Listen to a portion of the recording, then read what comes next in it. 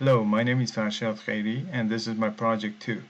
In project 1, I've been modeling the facade of the Chameleon office using Grasshopper nodes. In this project, the main components of the same building is modeled using Python scripting. This project starts with using Launchbox in order to create the hexagon mesh on the facade, and we later get the main structural mesh with using these pipes. For having all those modules on the facade, we need some reference points, as we can see here.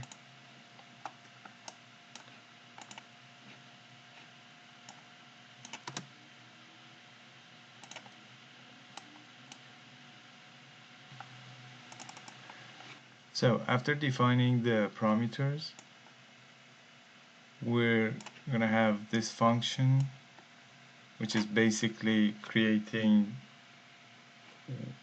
one triangular module. For now, I'm going to delete the rest of the code temporarily in order to show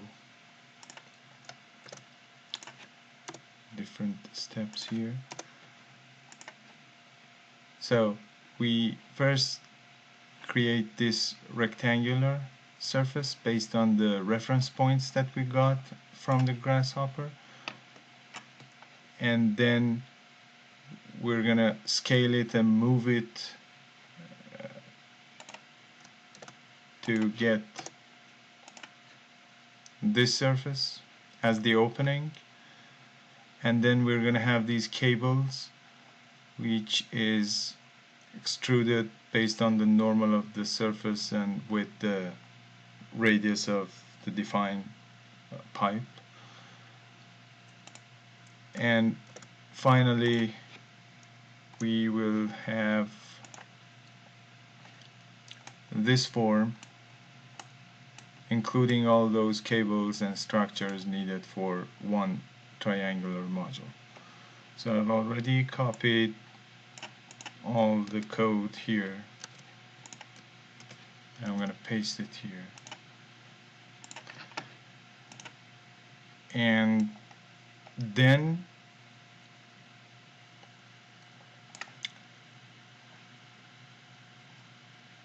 we're going to create all those 6 modules needed in the facade so that we can get this form.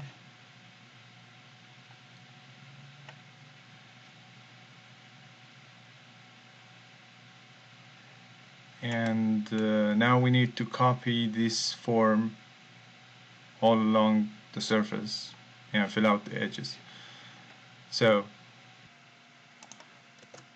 the point is that when we have all the arrays, we still need half part of the module to fill out those gaps. So this is basically creating that half part for the top part, and we have the same thing for the bottom part, which is going to be later arrayed all along the surface. And finally we're going to have the main parts of the facade built until this part of the code.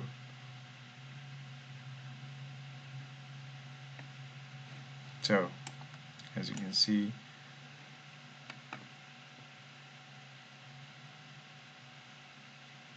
and the gaps are not filled out still because this is not reading from there, and they're going to finally combine to the whole geometry.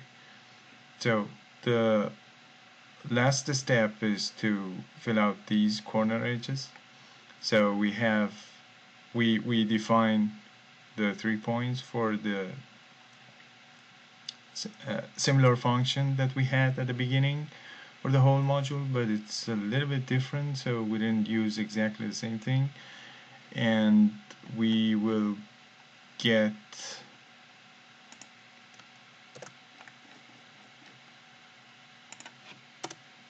three different triangular components here one at a time, and finally we're going to combine them all and array them in the same fashion. So if we go and just turn the preview of the test version off,